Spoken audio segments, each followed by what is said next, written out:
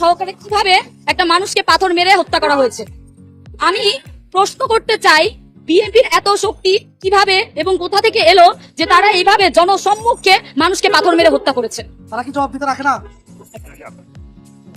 Literally আমরা দেখতে পেলাম যে বিষয়টা জনসম্মুখে হয়েছে, পিছন থেকে হয়নি, লুকিয়েও হয়নি, জনসম্মুখে হয়েছে। তার মানে তারা একটা এক্সাম্পল দাঁড় করিয়েছে যে যদি আপনারা চাঁদা না দেন বা কোনো চাঁদা না দেন, সেক্ষেত্রে তারা কোন পর্যায়ে যেতে পারে, কোন পর্যায়ে যেতে পারে এটা আমরা দেখেছি। এবং আমি এখানে আরেকটা বিষয় বলতে চাই যে মিডিয়া কি করেছে। এই যে এতগুলো মিডিয়া সাংবাদিক 9 জুলাই বর্বরতার মাধ্যমে তাকে হচ্ছে কিভাবে হত্যা করা হয়েছে, টিভি মিডিয়াও একটা সাংবাদিক বাইরে প্রচারণা করেনি কেন? কি আবারও কোন দলের আনুগত্য প্র্যাকটিস করছে? কি কোন দলের হয়ে কাজ করছে? আমি সুস্পষ্ট করে বলতে চাই, আপনারা জুলাইয়ের পরে আপনাদেরকে ছেড়ে দিয়েছি, কিন্তু এখন আর ছাড় দেওয়া হবে না। আপনাদেরকে কিভাবে ঠিক করতে হবে, যেন আপনাদেরকে আপনাদের সংস্কারেও যেন আমরা না আপনাদের সংস্কারের জন্য আমাদেরকে নামতে বাধ্য করবেন না।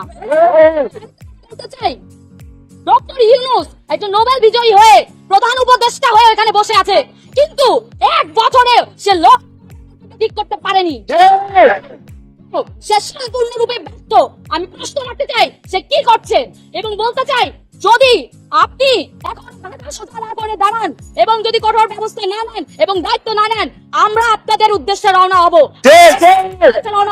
1 বছরে কি করেছেন সেটা জবাব আপনাদের দিতেই হবে।